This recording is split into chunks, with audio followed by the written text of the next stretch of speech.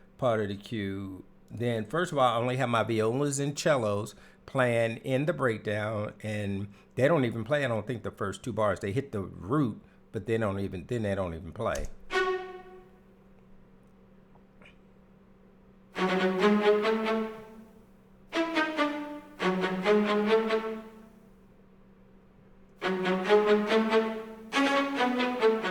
Right.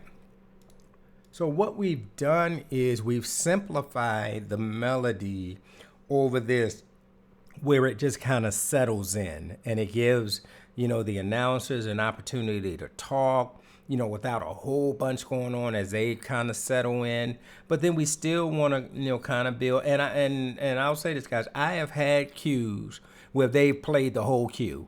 So it is important. I know all the times you be like, well, they're never going to play that part anyway. I've had on more than one occasion where they have played the entire cue.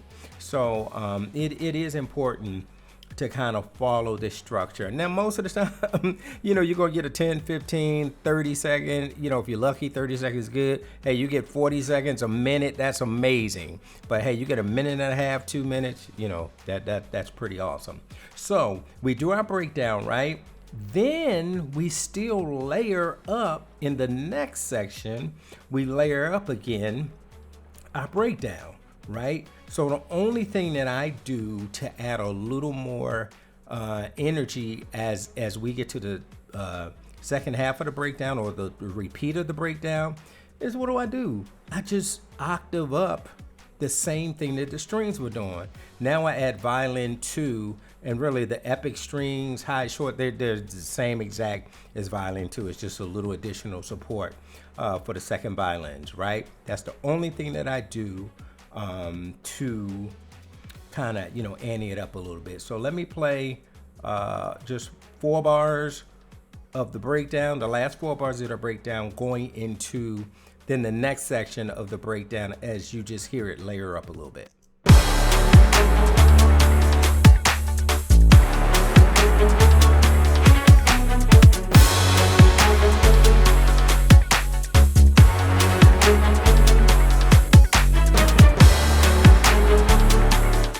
And you just hear that, octave that just adds just a little more to it, right? So again, so we went intro, we had a build, we had a breakdown, we start building back up, right? And then so we're continuing now so that was our breakdown. We added a little more. So now we're back to the theme. So we want a little more. So now I add the brass melody. I add a go-go back, right? I haven't added the violin 1 yet, so you get this.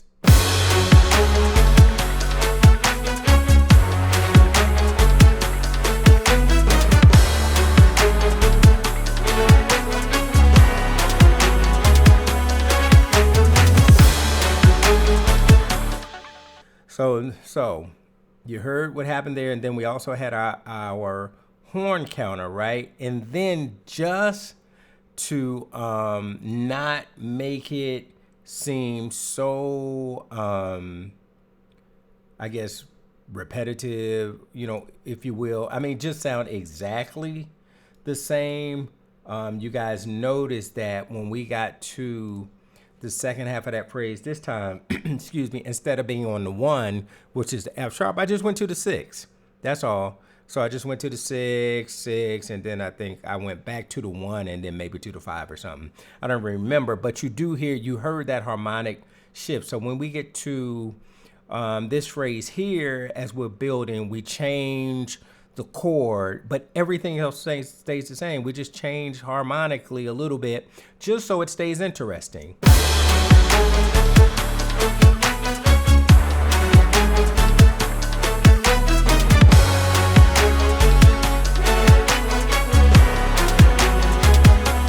Right. So instead of 1 1 6 5, we went 6 6 1 5. So just to change things up a bit, right? All right. So that is our second energy part, if you will. After the breakdown, we came back with the melody again, or with the chorus again, right? Now we go to another breakdown. Now this breakdown, you guys will notice, it's totally different from my first breakdown, because this isn't necessarily a breakdown of the theme. This feels more like a bridge, just because it's a little different. It's not doing the same thing. So now here's breakdown 2. And again, I even pull more out, because here you see I pull the loop out, the go-go is out, and then my kick is out for the first 4 bars of this breakdown number 2 as well. So let's take a listen to that.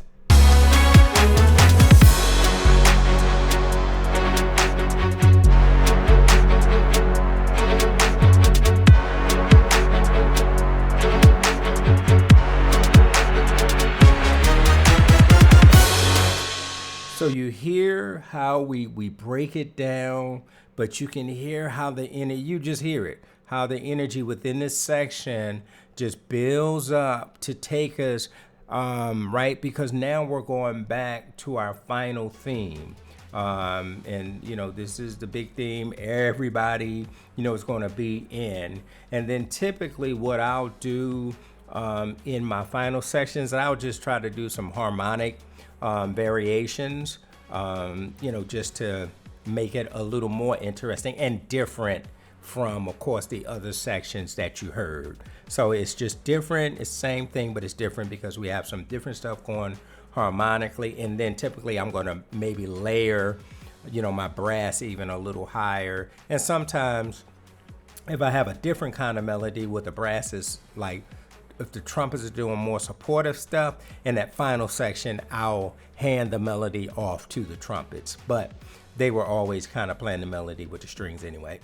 All right, so let's check out the last section, and then notice here is I make harmonic changes. So, and lots of times what I'll do here is I'll make little notes, because I might not remember like what I did, what changes, I did. So you see here I went from 1, and then instead of going to 4, instead of going to 6, I went to 4, and then to 6, and then to 5, then 1, right? And then instead of going to 4, I went to 6, and then I went to 4. So, it's just kind of playing around, with the chords or whatever. So let's listen to that last section, building into it.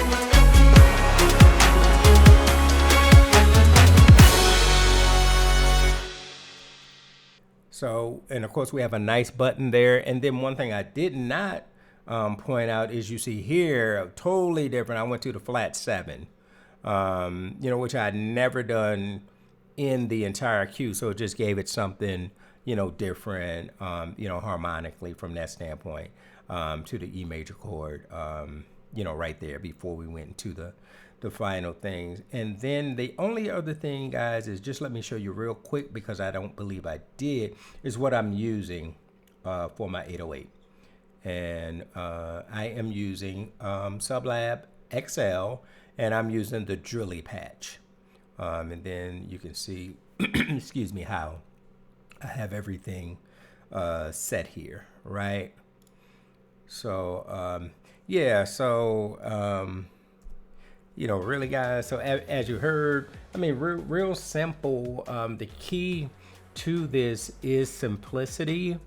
There's definitely a formula to writing these types of cues, and if you can stick to that structure and kind of keep it simple but keep it interesting, do just enough, to kind of change it up without going crazy, you could have some good success, with doing these types of cues. So just kind of short and sweet today. I hope it was, helpful to you in terms of how you can structure, but also encouraging to you that although, you may write it for one thing, it doesn't necessarily mean that that's all it'll be used for.